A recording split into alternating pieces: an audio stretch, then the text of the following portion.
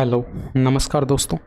आज के इस वीडियो में हम एसएससी सीएचएसएल 2024 का जो 1 जुलाई 2024 को जो आपका एग्ज़ाम हुआ था उसका शिफ्ट 3 का मैथ्स का पेपर आज के इस वीडियो में हम सोल्व करेंगे और ये आज हमारा प्रैक्टिस सेट 3 है। ठीक है, तो चलिए फटाफट से स्टार्ट करते हैं आज के क्वेश्चन नंबर फर्स्ट से। अब इसमें देखिए, यदि 100 कलमों का विक्रय मूल्य 140 कलमों के क्रय मूल्य के बराबर है तो लाभ प्रतिशत कैलकुलेट करके बताना। आसान सा प्रश्न है भाई। 100 कलमों का सेलिंग प्राइस जो है वो बराबर बता दिया गया 140 कलमों के कॉस्ट प्राइस के। तो जब आप यहाँ पर सेलिंग प्राइस और कॉस्ट प्राइस का रेशियो बनाएंगे तो ये क्या बनेगा, 140/100 बनेगा। तो आप यहाँ पर देख सकते हैं 100 पर 40 का प्रॉफिट हो रहा है तो 40% आपके पास करेक्ट आंसर आ जाएगा। अब 40/100 गुणा में 100 करते तो 40% ये आपके पास आता। अब इसमें देखिए, यहाँ पर साधारण ब्याज पर एक धनराशि 7 वर्ष में 2 गुनी हो जाती है और साधारण ब्याज की समान दर पर धनराशि कितने वर्षों में 4 गुना हो जाएगी। ये भी आसान सा प्रश्न है भाई। प्रिंसिपल अगर मान लीजिए आपके पास यहाँ पर 1 यूनिट है तो अमाउंट आपके पास यहाँ पर 2 गुना यानी कि 2 यूनिट हो जाएगा। अब यहाँ पर आप देख सकते हैं 1 यूनिट का यहाँ पर ब्याज मिला होगा तो यहाँ पर ये 1 यूनिट का ब्याज जो है 7 वर्ष के दौरान मिला होगा। तो आप यहाँ पर देख सकते हैं डेटा आपके पास 7 गुना हो रहा है। तो वहीं पर आपको यहाँ पर कैलकुलेट करके बताना था कि ये धनराशि जो है वो अपने आप का यहाँ पर 4 गुना यानी कि अमाउंट जो है ये 4 यूनिट हो जाएगा। तो यहाँ पर ये कितने वर्षों में हो जाएगा। अब यहाँ पर देखिए, हमें 3 यूनिट का ब्याज चाहिए। 1 यूनिट का ब्याज हमें 7 वर्ष में मिल रहा था तो 3 यूनिट का ब्याज कितने वर्षों में मिल जाएगा, 21 वर्षों में मिल जाएगा भाई। ये भी आपके पास 3 यूनिट ना होकर ये 7 गुना था तो ये भी 7 गुना हो जाएगा यानी कि 7 त्रिका 21 वर्ष जो है आपके प्रश्न का यहाँ पर सही आंसर हो जाएगा। ठीक है, अब इसमें देखिए, एक समद्विबाहु त्रिभुज के बराबर भुजाओं के बीच का कोण आपको बताया गया 40 डिग्री। अन्य दो कोणों के समद्विभाजक एक दूसरे को जिस कोण पर प्रतिच्छेद करेंगे उस कोण का माप आपको यहाँ पर बताना है। तो ये भी आसान सा प्रश्न है। इसको आप बेसिक से भी बना सकते हैं और फॉर्मूले से भी आप यहाँ पर बना सकते हैं। आपको पता है यहाँ पर ये आपके पास समद्विबाहु त्रिभुज होगा ABC मान लेते हैं। यहाँ पर ये कोई ज़रूरी नहीं है ABC मानेंगे आप। यहाँ पर नाम आपको प्रश्न में बताए नहीं गए। समद्विबाहु त्रिभुज बताएगा तो यहाँ पर 2 बराबर भुजाएं आपको यहाँ पर बताई गई। ठीक है, इन 2 बराबर भुजाओं के बीच का कोण 40 डिग्री बताएगा। तो बाकी के 2 जो कोण होंगे वो आपको पता है समद्विबाहु त्रिभुज में बराबर बराबर होते हैं यानी कि आपके पास यहाँ पर 70 डिग्री होगा तो ये भी 70 डिग्री हो जाएगा।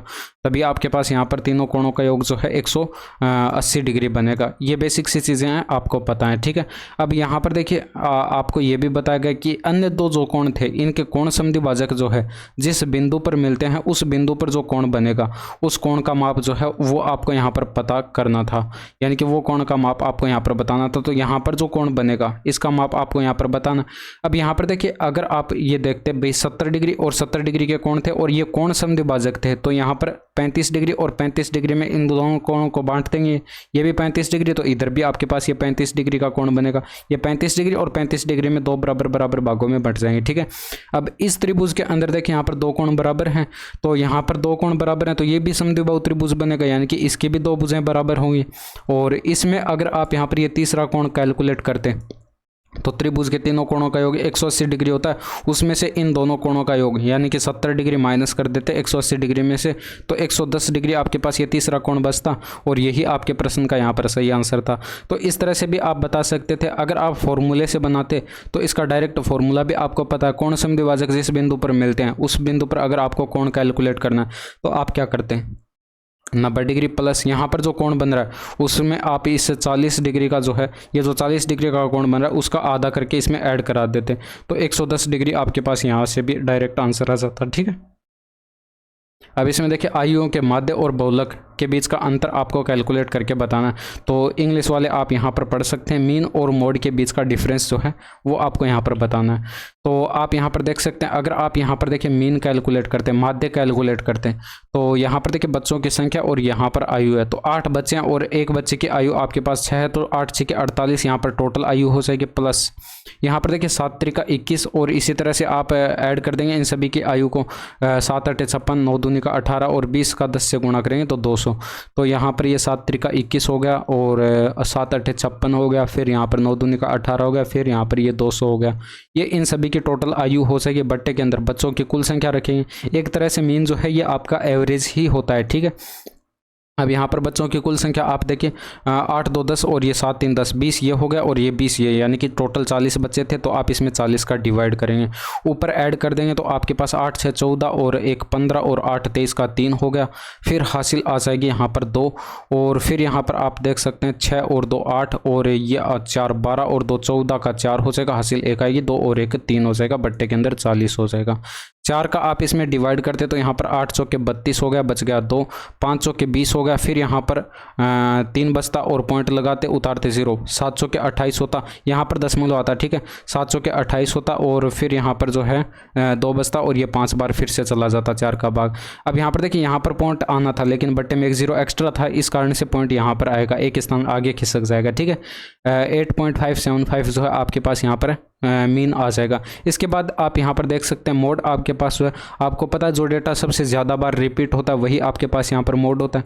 तो यहाँ पर ये 10 जो लिखा हुआ है ये आपका यहाँ पर जो है मोड यानी कि बहुलक हो जाएगा। तो यहाँ पर देखिए 20 बच्चों का आयु जो है वो 10-10 वर्ष यहाँ पर ये बार बार में रिपीट हुई, यानी कि सबसे ज़्यादा आयु कौन सी रिपीट हुई है, 10 वर्ष हुई है।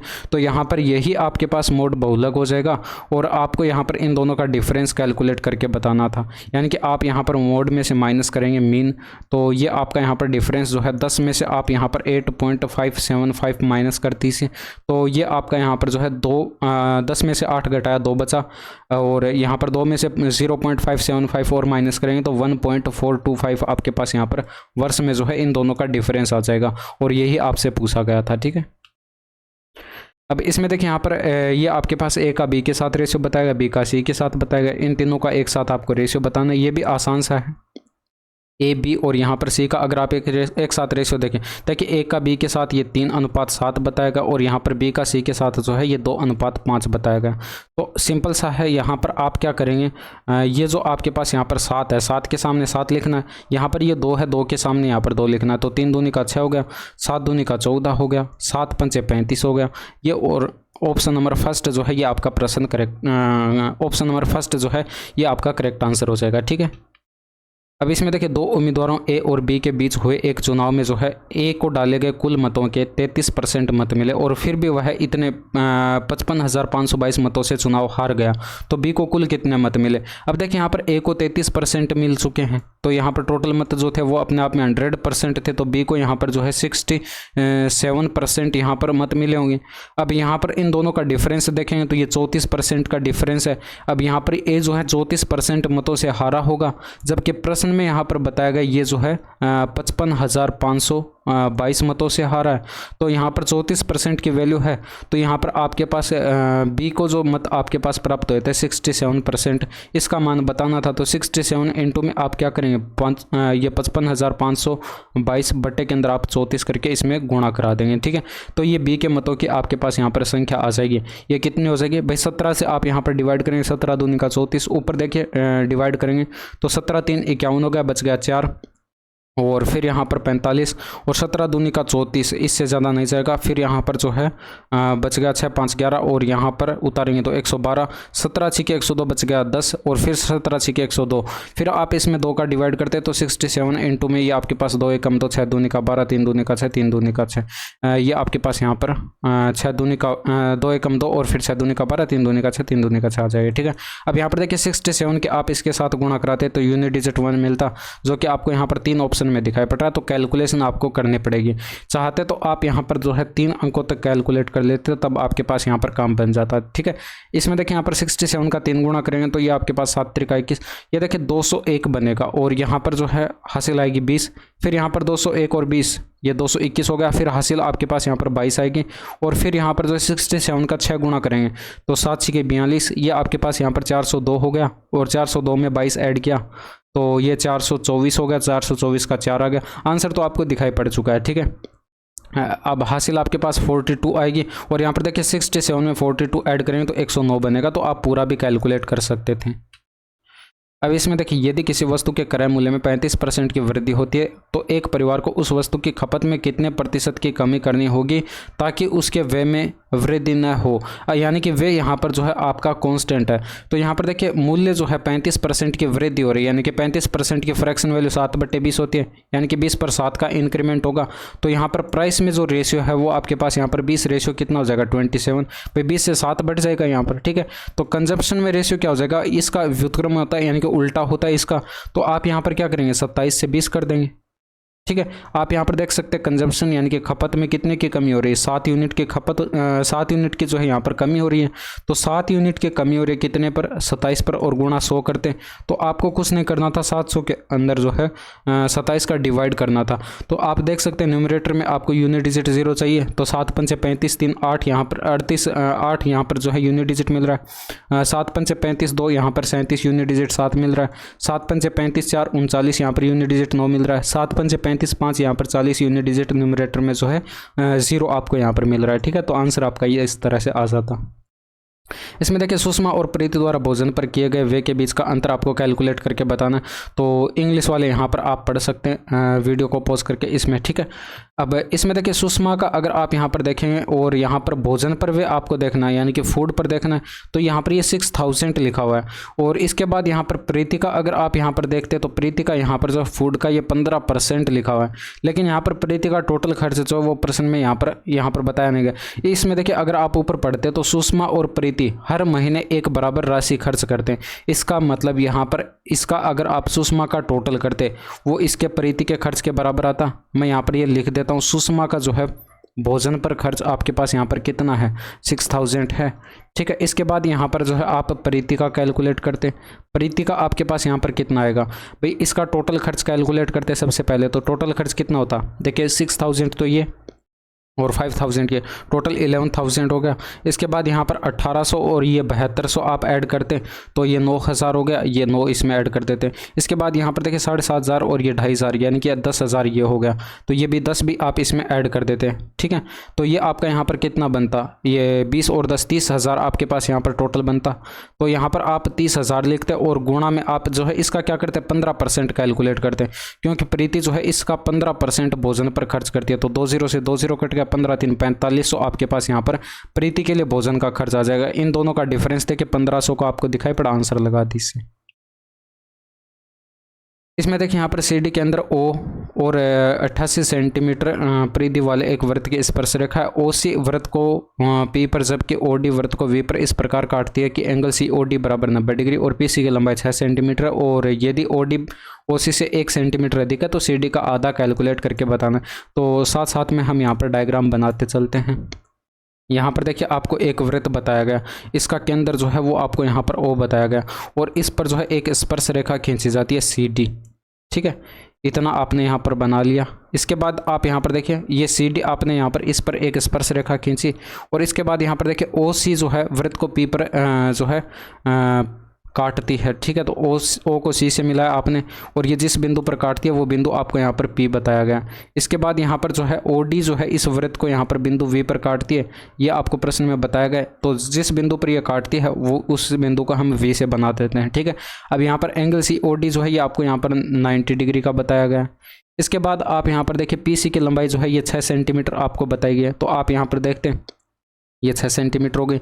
और यहाँ पर देखिए आप अगर देखते तो ये परिधि आपको यहाँ पर वृत्त की बताई गई थी 88। तो यहाँ पर वृत्त की परिधि का फॉर्मूला होता है 2πr यानी कि 2 इंटू में 22/7 इंटू में r और ये बराबर जो है आपको 88 सेंटीमीटर परिधि बताई गई थी। तो 22 दूनी का 44, ये 2 बार कट जाएगा तो r बराबर आपके पास यहाँ पर 14 सेंटीमीटर तरी से आ जाएगी। तो आप यहाँ पर 14 और 14 रखते तो आपके पास यहाँ पर ओ सी देखिए कितनी बन रही है टोटल। ओ सी आपके पास यहाँ पर टोटल जो है 20 सेंटीमीटर आपके पास बन रही है। जबकि प्रश्न में यहाँ पर क्या बताया गया था कि ये ओडी जो है ये ओसी से यहाँ पर 1 सेंटीमीटर यहाँ पर अधिक है। तो यहाँ पर ये इससे 1 सेंटीमीटर अधिक होगी यानी कि 21 आपके पास ये वाली ओडी भुजा हो जाएगी, ठीक है। अब इसके बाद आप यहाँ पर देखिए इसमें आपको जो है सी डी का हाफ कैलकुलेट करके बताना था। तो सबसे पहले सी डी कैलकुलेट करते हैं। 90 डिग्री के सामने की भुजा है, हाइपोटेनस है। तो हाइपोटेनस आप कैसे कैलकुलेट करते हैं, परपेंडिकुलर का स्क्वायर प्लस बेस का स्क्वायर का वर्गमूल ले लेते हैं। तो यहाँ पर आप क्या करते हैं 20 का स्क्वायर प्लस 21 का स्क्वायर करते। तो अंडररूट के अंदर देखिए 400 प्लस 441 बनता यानी कि 841 बनता और 841 का वर्गमूल हमारे पास कितना हो जाता 29 हो जाता। अब आपको यहाँ पर क्या करना था था, इस CD का हाफ कैलकुलेट करके बताना था। तो CD आपके पास 29 है, इसका हाफ करते तो 14.5 आपके प्रश्न का यहाँ पर करेक्ट आंसर आ जाता। इसमें देखिए यहाँ पर PQ को जो है 2 रुपये, 5 रुपये और 10 रुपये के सिक्कों का उपयोग करके 150 रुपये का भुगतान करता है। वह कुल 50 सिक्कों का उपयोग करता है। यदि उपयोग किए गए 2 रुपये और 5 रुपये के सिक्कों का अनुपात आपको यहाँ पर बताया गया, तो भुगतान में जो है 10 रुपये के सिक्कों का उपयोग किए गए हैं, यानी कि 10 रुपये के कितने सिक्कों का उपयोग किया गया ये आपको यहाँ पर बताना है। इसमें देखिए यहाँ पर अगर आप यहाँ पर ये 2 रुपये और यहाँ पर ये 5 रुपये के सिक्कों का रेशियो देखते तो ये आपको यहाँ पर प्रश्न में जो है 5:2 बताया गया, ठीक है। अब यहाँ पर आप इन सिक्कों को मान लेते हैं, ये मान लेते हैं आपके पास यहाँ पर 5x सिक्के और यहाँ पर ये 2x सिक्के। टोटल आपको यहाँ पर 150 रुपये का भुगतान करना था। और यहाँ पर देखिए ये 5x जो है, यानी कि ये इतने सिक्के 2 रुपये के थे, तो 5x इंटू में 2 करते तो ये आपके पास यहाँ पर टोटल मूल्य आ जाता। इधर देखिए 2x सिक्के थे और यहाँ पर 5 रुपये के थे, तो यानी कि 2x इंटू में 5 करते ये टोटल मूल्य आ जाता। इन दोनों को ऐड करके आप जो है इस टोटल जो जितने 150 रुपये का भुगतान करना था उसमें से आप घटा देते, यानी कि ये 2 रुपये और 5 रुपये के सिक्कों का जितना भी टोटल मूल्य बनता वो इसमें से 150 रुपये में से घटा देते। तो जो मूल्य आपके पास यहाँ पर बचा वो 10 रुपये के सिक्कों का मूल्य बचा है, ठीक है। अब इतना छोड़ दीजिए। अगर आप इस तरह से ये लाइन बनाना सीख गए तो आप इसका आंसर बना पाएंगे, ठीक है। अब इसमें देखिए यहाँ पर ये जो आपके पास यहाँ पर 10 रुपये के जो सिक्के बचे हैं वो कितने होंगे भाई, आपको पता है। यहाँ पर देखिए ये 5x और यहाँ पर ये 2x है। 2 रुपये और ये 5 रुपये के सिक्के टोटल कितने हो गए, 7x हो गए। अब अगर आप यहाँ पर टोटल सिक्के आपके पास ये जो 50 थे उसमें से ये 7x से सिक्के घटा देते तो ये अब आपके पास जो सिक्के बचे वो 10 रुपये के सिक्के बचे हैं। और यहाँ पर एक सिक्के का मूल्य जो है वो आपके पास यहाँ पर 10 रुपये, तो आप इसको 10 से गुणा कराते ये 10 रुपये के सिक्कों का टोटल मूल्य बनता। और यहाँ पर भी ये 10 रुपये के सिक्कों का टोटल मूल्य बचा था, यानी कि दोनों आपस में बराबर होने चाहिए। और यहाँ से आप x की वैल्यू कैलकुलेट कर लेते हैं, यानी कि 150 या माइनस का यहाँ पर आपके पास यहाँ पर 20x बनता और ये इक्वल टू जो है आपके पास यहाँ पर 10 के अंदर गुणा कराते तो ये 500 हो जाता और ये माइनस का यहाँ पर 70x हो जाता, ठीक है। अब यहाँ पर आप देख सकते हैं 70 इधर आता तो प्लस में होता, यानी कि आपके पास यहाँ पर 50x इधर हो गया और ये 150 इधर आकर 500 में से माइनस होगा, यानी कि आपके पास यहाँ पर 350 इधर बचेगा, ठीक है। तो 0 से 0 कट गया, x बराबर कितना आ जाएगा, 7 आ गया। अब x बराबर जैसे आपके पास यहाँ पर 7 आया तो आप यहाँ पर 10 रुपये के सिक्कों की संख्या बता सकते हैं। आप यहाँ पर देख सकते हैं टोटल 50 सिक्के थे, उसमें से यहाँ पर जो है 2 रुपये और 5 रुपये के सिक्कों को आपने माइनस किया था। तो यहाँ पर ये 10 रुपये के सिक्कों की संख्या जो है 10 रुपये के सिक्कों की संख्या, देखिए मैं यहाँ पर पूरा डिटेल्स के साथ यहाँ पर लिख रहा हूँ, बट आपको देखिए एग्जाम में इस तरह से लिखना नहीं है। आप यहाँ पर डायरेक्ट कैलकुलेट करते भाई 50 टोटल सिक्के थे, इसमें से हमने 2 रुपये और 5 रुपये के सिक्कों को यहाँ पर 7x को घटा दिया, यानी कि 7 इंटू में x की वैल्यू हमारे पास 7 आई थी, तो 7 7 49 आप यहाँ पर माइनस करेंगे तो 1 का डिफरेंस बचेगा और यही आपके प्रश्न का यहाँ पर सही आंसर था। यानी कि 10 रुपये के सिक्कों की संख्या कितनी थी, 1 थी। अब इसमें देखिए एक दुकानदार 10% की छूट देता और फिर भी 10% का लाभ अर्जित करता है, तो वस्तु का अंकित मूल्य वस्तु के क्रय मूल्य का कितना गुणा है। तो ये भी आसान सा प्रश्न है भाई। यहाँ पर छूट मार्क प्राइस पर दी जाती है, आपको पता है, यानी कि यहाँ पर 10% की छूट दी गई तो 90% मार्क प्राइस का 90% सेलिंग प्राइस रहा होगा। अब 10% का प्रॉफिट किया जाता है तो प्रॉफिट हम कॉस्ट प्राइस पर कैलकुलेट करते हैं। कॉस्ट प्राइस अपने आप में 100% होता है, 10% का प्रॉफिट हुआ तो 110% हमने इसका कैलकुलेट कर लिया, ठीक है। अब ये दोनों सेलिंग प्राइस होंगे, सेलिंग प्राइस होने की वजह से आपस में बराबर होने चाहिए, तो 100 से 100 कट गया। इसके बाद आप यहाँ पर देख सकते हैं मार्क प्राइस और यहाँ पर कॉस्ट प्राइस का जब आप रेशियो बनाएंगे तो ये आपका यहाँ पर जो है 110/90 बनेगा। अब यहाँ पर देखिए आपको कैलकुलेट क्या करना था, अंकित मूल्य जो है क्रय मूल्य का कितना गुना है। तो आप अंकित मूल्य में क्रय मूल्य का डिवाइड ही तो करते, तो आप यहाँ पर पूरा डिवाइड कर दीजिए इसमें। भाई यहाँ पर 0 से 0 कट गया, 11 में 9 का डिवाइड करेंगे तो 9 एकम 9 गया, बच गया 2 पॉइंट लगाकर 0 उतारेंगे, फिर 9 दूनी का 18 हो जाएगा, 9 दूनी का 18, ऐसे आपके पास यहाँ पर 1.22 गुना जो है ये लिखा हुआ है मार्क प्राइस कॉस्ट प्राइस का, ठीक है। अब इसमें देख लीजिए जनवरी, मार्च और अप्रैल के महीने में जो उत्पादित पेन ड्राइव की संख्या के बीच का अनुपात कैलकुलेट करके बताना है। तो इंग्लिश वाले यहाँ पर इसको वीडियो को पॉज करके पढ़ सकते हैं। इसमें देखिए आपको यहाँ पर जनवरी देखना है, मार्च देखना है और यहाँ पर जो है अप्रैल देखना है। इसमें आपको यहाँ पर पेन ड्राइव की संख्या देखनी है, यानी कि यहाँ पर पेन ड्राइव देखते रेड कलर वाला आपको यहाँ पर देखना था, तो यहाँ पर आपके पास 2000 और 1000 के बीच में 1500 और यहाँ पर भी 1500 और यहाँ पर ये 3000 के बराबर है। तो आप जब रेशियो बनाते हैं तो ये 1500 और यहाँ पर ये 1500 जनवरी के अंदर था, फिर 1500 जो मार्च के अंदर था, फिर यहाँ पर अप्रैल के अंदर जो है ये आपके पास यहाँ पर 3000 था। जब आप इन दोनों का रेशियो बनाते, इन तीनों का रेशियो बनाते तो 2 0 से तो 2 0 सभी जगह से कट जाते, 15 से आप डिवाइड करते तो यहाँ पर 1:1:2 आपके प्रश्न का यहाँ पर सही आंसर होता।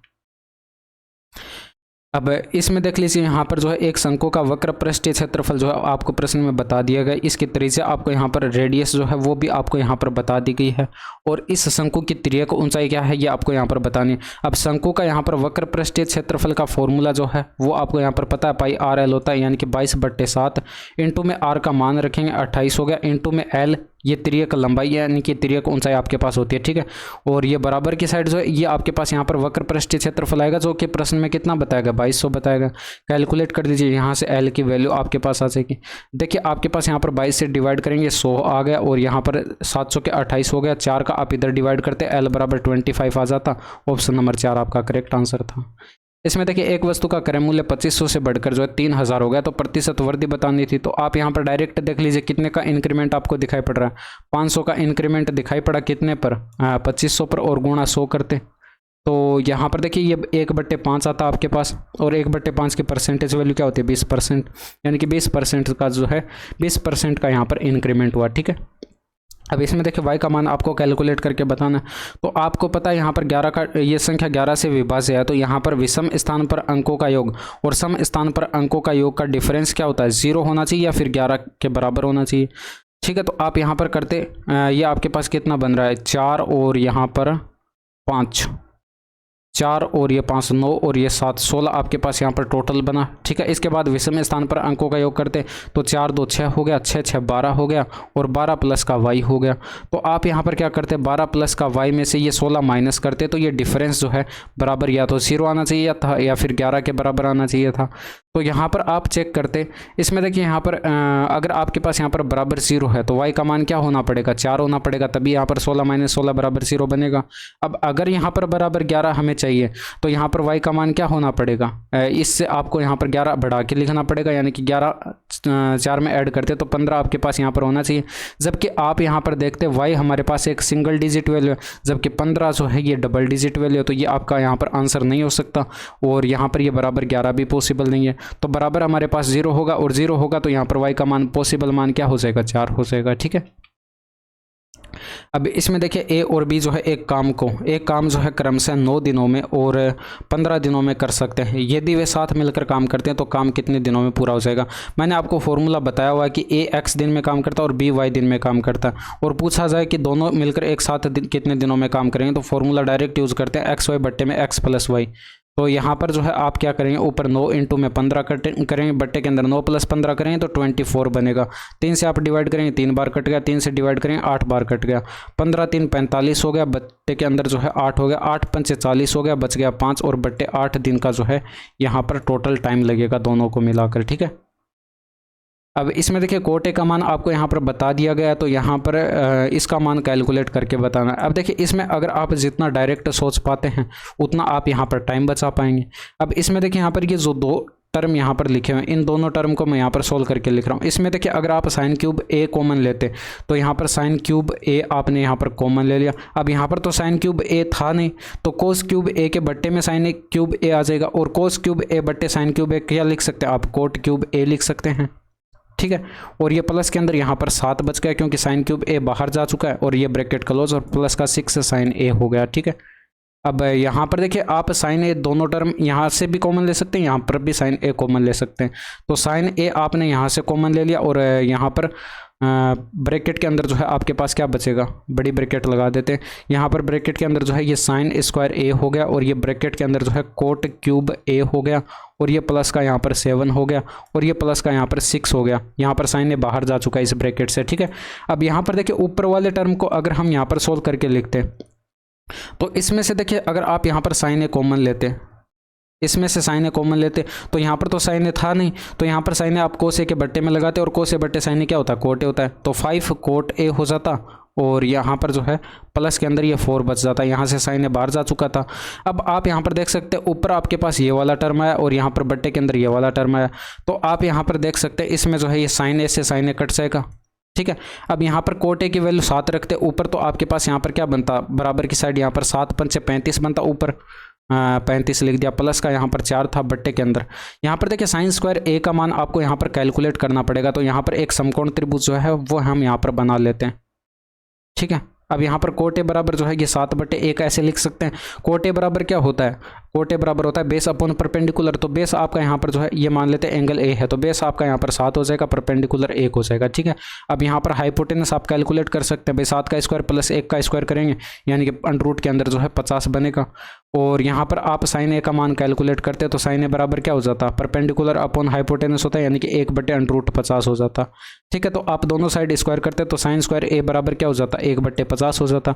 अब 1/50 आप साइन स्क्वायर ए की जगह यहाँ पर रखते तो यहाँ पर 1/50 हो गया। और ब्रैकेट के अंदर देखिए आप यहाँ पर देखिए कोट क्यूब ए कैलकुलेट करते हैं, यानी कि यहाँ पर देखिए कोट ए का मान 7 है और यहाँ पर इसका क्यूब करना था, भाई 7 का क्यूब करते 343 बनता, ये आपके पास यहाँ पर जो है 343 बनता, और प्लस के अंदर 7 था तो 343 में अगर आप 7 ऐड करते तो 350 बनता, और प्लस के अंदर यहाँ पर जो है 6 था, तो ये 0 से 0 कट गया और यहाँ पर ये 5 से डिवाइड होगा, यहाँ पर ये 5 से डिवाइड होगा तो ये आपके पास यहाँ पर 7 बनेगा। ऊपर आपके पास देख सकते हैं 39 बनेगा, बट्टे के अंदर 7 6 और 13 बनेगा, तो 13 3 39 होगा, और ये 3 आपके प्रश्न का यहाँ पर करेक्ट आंसर आ जाएगा, ठीक है। अब इसमें देखिए एक वृत्त की परिधि आपको कैलकुलेट करके बतानी है, जिसका क्षेत्रफल जो है आपको यहाँ पर 154 मीटर स्क्वायर बताया गया। तो आपको पता है यहाँ पर परिधि के अंदर पाई आता है और पाई के अंदर जो है 22 होता है, 22 के अंदर 11 होता है, और वो 11 जनरली किसी से कटता नहीं है, तो यहाँ पर हमारा आंसर जो है 11 से डिविजिबल होना चाहिए। तो 11 से डिविजिबल एक ही ऑप्शन तो दिखाई पड़ रहा है, आंसर आप डायरेक्ट टिक कर देते। बट यहाँ पर देखिए आप कैलकुलेट भी करते तो क्षेत्रफल आपको पता पाई आर स्क्वायर होता है, तो यहाँ पर 22/7 इंटू में आर स्क्वायर, और ये बराबर की साइड जो है 154 आपको यहाँ पर दिया गया क्षेत्रफल, तो 22 7 154 हो गया। आर स्क्वायर बराबर 7 इंटू में 7, तो आर बराबर आप 7 लिख सकते थे। तो परिधि कैलकुलेट करते तो 2πr इसका फॉर्मूला होता है, तो 2 इंटू में 22/7 और इंटू में आर की वैल्यू 7 रखते तो 44 मीटर जो है ये आपके पास यहाँ पर परिधि आ जाती। इसमें देखिए एक आदमी स्थिर जल में जो 18 किलोमीटर पर आवर की चाल से नाव चला सकता है, उसे नदी में जो है धारा के प्रतिकूल नाव चलाने में धारा के अनुकूल नाव चलाने में लगने वाले समय से 2 गुना समय लगता है, तो धारा की चाल बतानी। अब यहाँ पर देखिए प्रतिकूल चाल है, यानी कि यहाँ पर अगर आपके पास स्थिर जल में नाव की चाल x बता दी गई है और धारा की चाल को हम y से लिखते हैं, इसका मान y का मान आपको कैलकुलेट करके बताना। अब देखिए धारा के प्रतिकूल चाल क्या होती है, वो आपके पास यहाँ पर x माइनस का y होती है, और धारा के अनुकूल चाल जो है स्पीड जो है वो आपके पास यहाँ पर x प्लस का y होती है। अगर आप डिस्टेंस d मान लेते तो यहाँ पर धारा के प्रतिकूल जाने में समय जो लगता वो x माइनस वाई से आप d को डिवाइड करते, भाई दूरी बट्टे चाल करते आपके पास समय आता है, ठीक है। धारा के अनुकूल जाने में जो टाइम लगता वो d/x प्लस वाई लगता। अब यहाँ पर आपको बताया गया कि प्रतिकूल जाने में जो टाइम लग रहा है वो अनुकूल जाने में जो टाइम लग रहा है उसका 2 गुना बताया गया।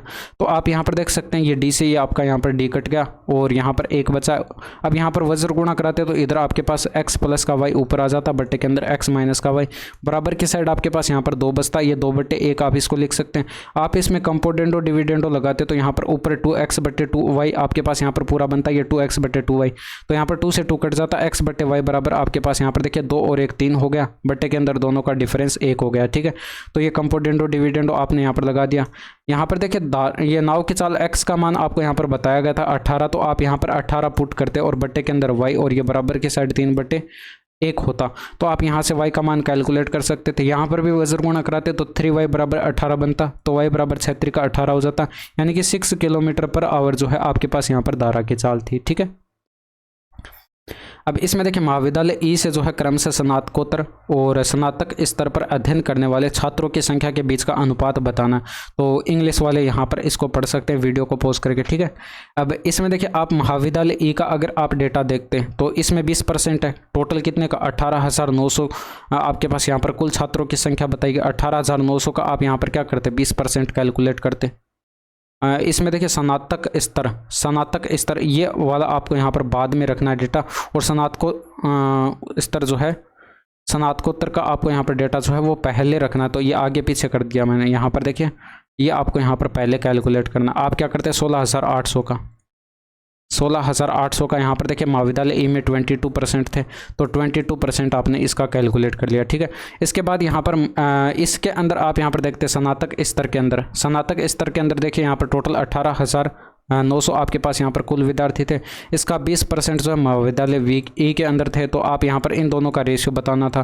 तो जब आप इन दोनों का रेशियो बनाते तो यहाँ पर 2 0 से ये 2 0 कट जाते, यहाँ पर 2 0 से ये 2 0 कट जाते, और 21 नमा 189 होता है, और यहाँ पर जो 21 अट्ठे 168 हो गया।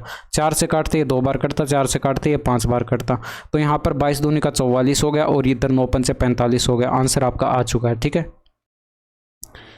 अब इसमें देखिए यहाँ पर एक त्रिभुज आपको यहाँ पर ए बी सी दिया गया, इसमें आपको यहाँ पर ए बी बी सी ए सी ये भुजाएं बता दी गई, और इसके बाद यहाँ पर माना एम ए सी पर एक बिंदु इस प्रकार है कि बी एम बराबर 5 इकाई आपको यहाँ पर दिया गया है।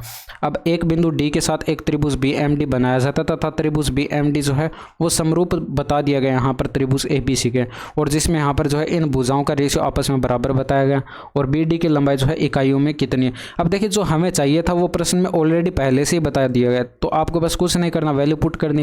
भाई आपको यहाँ पर क्या बताया गया कि ये वाला त्रिभुज बी एम डी त्रिभुज जो है ए बी सी के समरूप बनता है, और यहाँ पर समरूप बनता है। तो हम यहाँ पर देखिए अगर प्रश्न में ना भी बताया होता तो हम निकाल लेते। भाई यहाँ पर देखिए बी एम आपके पास इस पोजीशन पर है, इसमें इस पोजीशन पर ए बी है, इन दोनों का रेशियो आपस में बराबर होना चाहिए था, तो बी एम का ए बी के साथ रेशियो बराबर हो गया। इसी तरह से आप यहाँ पर देखते तो बी डी का रेशियो जो है वो आपके पास यहाँ पर ए सी के साथ रेशियो बराबर होता, तो यहाँ पर बराबर बताया गया। तो बस आपको कुछ नहीं करना था, इसमें जो है वैल्यू पुट करनी थी। बी एम का मान आप यहाँ पर देखते 5 इकाई दिया गया था, तो 5 आप ऊपर रखते। ए बी का मान यहाँ पर 6 इकाई दिया गया था, तो 6 आप बट्टे के अंदर रखते, और बी डी आपको यहाँ पर कैलकुलेट करना था, और ये बट्टे के अंदर ए सी का मान आपको यहाँ पर प्रश्न में 10 इकाई बताया गया था, तो आप यहाँ पर 10 रखते। तो यहाँ पर देखिए 10 की आप इधर गुणा कराते, तिरछा गुणा, तो बी डी बराबर आपके पास यहाँ पर 50/6 बनता, तो 25 बट्टे आप 3 लिख सकते थे, तो डायरेक्ट आपका आंसर आ जाता 25/3। ठीक है, अब इसमें देखिए इसको सरल करके बताना, तो इसमें क्या करेंगे, सबसे पहले ब्रैकेट सोल्व करते, तो 6 छंग 36 हो गया, 6 में 3 का डिवाइड करते 2 आ जाता प्लस के अंदर, यहाँ पर 9 दूनी का 18 हो गया, और 4 दूनी का 8 हो गया। ठीक है, इसके बाद यहाँ पर देखिए 6 दूनी का 12 हो गया, ये 2 बार कट गया। अब यहाँ पर देखिए 2 इंटू में ये 5/2 ऐसे आप इसको लिख सकते, तो 2 से तो 2 कट जाता, तो यहाँ पर 8 2 10 में से आप 5 माइनस करते, तो 5 आपके पास यहाँ पर करेक्ट आंसर आता। इसमें देखिए एक रोलर की त्रिज्या आपको यहाँ पर बताइए 49 सेंटीमीटर है, और इसकी लंबाई आपको बताइए 200 सेंटीमीटर। एक खेल के मैदान को समतल करने के लिए जो है एक बार चलने के लिए 700 पूर्ण चक्कर लगाने पड़ते हैं। तो खेल के मैदान का जो है क्षेत्रफल आपको कैलकुलेट करके बताना। देखिए प्रश्न को अगर आप यहाँ पर समझ जाते हैं तो मतलब 3-4 लाइन के अंदर जो है ये आपका यहाँ पर आंसर आ जाएगा। देखिए प्रश्न क्या कह रहा है भाई, यहाँ पर ये आपको एक रोलर दे रखा है। ठीक है, तो हम मान लेते कुछ इस तरह से जो है ये आपको जो है यहाँ पर एक रोलर दिया गया है। ठीक है, अब यहाँ पर होगा क्या कि जब इस रोलर को चलाया जाएगा, ठीक है, तो यहाँ पर इस रोलर को जैसे ही चलाया जाएगा तो यहाँ पर जो है इसको देखिए इसका जो है आपके पास यहाँ पर ये जो वक्र पृष्ठ क्षेत्रफल होगा, इसका जो ये वक्र पृष्ठ का जो क्षेत्रफल होगा, इसी के द्वारा एरिया जो है वो आपका यहाँ पर कवर होगा।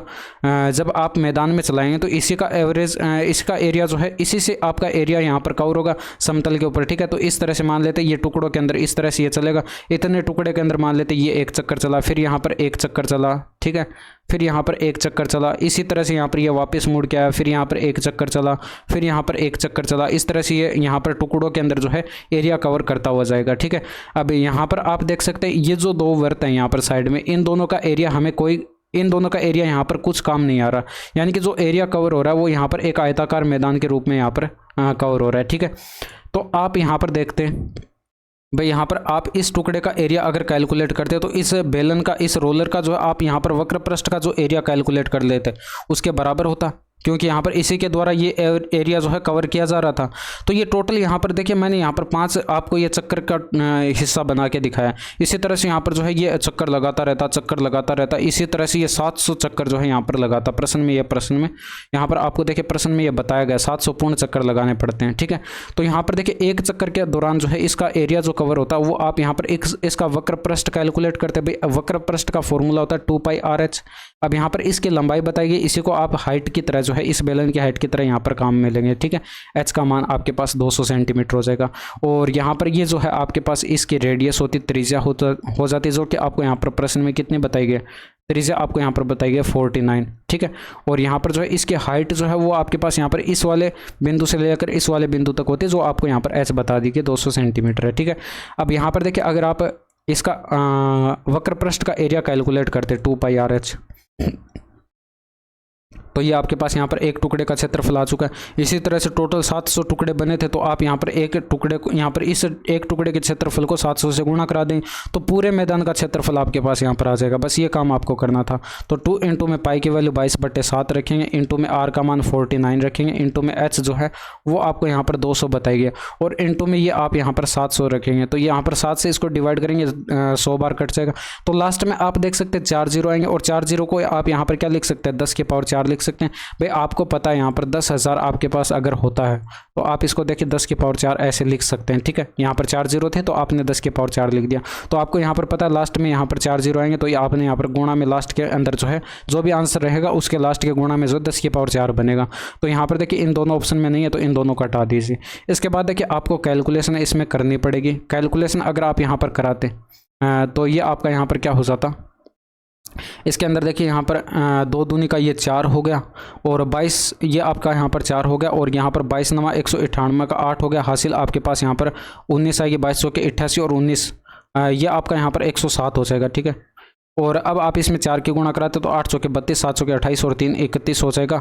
फिर यहाँ पर जो है 4 आ जाएगा, और ये गुणा के अंदर 10 की पावर 4 आ जाएगा। ये सेंटीमीटर स्क्वायर में जो है आपके पास एरिया आ जाएगा, जो कि यहाँ पर इस रोलर द्वारा कवर किया जाएगा। अब ये सारा सब कुछ मैंने समझाने के लिए बताया था, और ये 3-4 लाइन के अंदर जो है आपका यहाँ पर आंसर आ रहा था, ठीक है। नेक्स्ट देखिए, अब इसमें देखिए एक पंसारी को क्रम से जो है 60 रुपये और 75 रुपये प्रति किलोग्राम मूल्य वाली 2 प्रकार की दालों को किस अनुपात में मिलाना चाहिए ताकि 65 रुपये प्रति किलोग्राम का मूल्य जो है मिश्रण प्राप्त हो। अब यहाँ पर देखिए आप एलिगेशन लगा देते हैं भाई, यहाँ पर ये 60 रुपये बताया गया पहले प्रकार का मिश्रण, और दूसरे प्रकार के मिश्रण का मूल्य 75 रुपये बताया गया, लेकिन हमें ओवरऑल जो चाहिए वो 65 रुपये चाहिए। तो आप यहाँ पर क्या करते, एलिगेशन लगाते, तो एक बड़ी वैल्यू में से छोटी वैल्यू को घटाते, यहाँ पर 5 का डिफरेंस, यहाँ पर 10 का डिफरेंस। तो यहाँ पर जब रेशियो बनाते तो 2:1 के अनुपात में जो है हमें उनको मिलाना पड़ेगा, ठीक है। अब इसमें देखिए यदि 2 वृत्तों की त्रिज्या आपको बता दी गई R1 और यहाँ पर R2, और यहाँ पर जो है अनुप्रस्थ उभयनिष्ठ स्पर्श रेखा ट्रांसवर्स कॉमन टेंजेंट आप इसको बोलते हैं, इसकी लंबाई यहाँ पर 8 सेंटीमीटर बताई गई। तो यहाँ पर दोनों वृत्तों के जो है बीच की दूरी यानी कि d का मान आपको यहाँ पर कैलकुलेट करके बताना। पिछले वीडियो में मैंने आपको यहाँ पर उभयनिष्ठ सिंपल जो है सिंपल उभयनिष्ठ स्पर्श रेखा का फॉर्मूला बताया था, जिसको आप इंग्लिश में डायरेक्ट कॉमन टेंजेंट या फिर सिंपल कॉमन टेंजेंट भी बोल सकते हैं। यहाँ पर ट्रांसवर्स कॉमन टेंजेंट से जो है ये प्रश्न पूछा गया। अब यहाँ पर देखिए अगर आप इसको देखिए समझते हैं, यहाँ पर ये बनती किस तरह से, ये आपके पास यहाँ पर एक सर्किल हो गया, और मान लेते हैं यहाँ पर ये दूसरा सर्किल हो गया, ठीक है। अब यहाँ पर जो ट्रांसवर्स कॉमन टेंजेंट आपके पास यहाँ पर जो बनती हैं वो कुछ इस तरह से जो है दोनों वृत्तों को यहाँ पर स्पर्श करती हुई जाती हैं, ठीक है। एक सेकेंड, ये कुछ इस तरह से यहाँ पर स्पर्श करती हुई जाती है। और दूसरी जो ट्रांसवर्स कॉमन टेंजेंट है वो आप इस तरह से भी खींच सकते हैं, यानी कि यहाँ पर जो ट्रांसवर्स कॉमन टेंजेंट की आपके पास यहाँ पर जो संख्या होगी वो कितनी होगी, 2 होगी, ठीक है। तो ये आपके पास यहाँ पर एक स्पर्श रेखा इस तरह से हो जाती है, ये कुछ इस तरह से आपके पास यहाँ पर बनती है। और इनके लंबाई का फॉर्मूला आपको यहाँ पर डायरेक्ट याद रखना है। इनकी लंबाई मान लेते हैं L है, ठीक है, और ये L बराबर अंडर के अंदर क्या होता है, D का स्क्वायर होता है, और आप इसमें से माइनस कर देते हैं R1 + R2 का होल स्क्वायर। अब पीछे मैंने आपको जो फॉर्मूला बताया था उसमें आप त्रिज्याओं का डिफरेंस करके होल स्क्वायर करके आप माइनस कर रहे थे, इसमें आप यहाँ पर त्रिज्याओं को ऐड करके होल स्क्वायर करेंगे। बस इतना सा इन दोनों फॉर्मूलों के अंदर डिफरेंस है।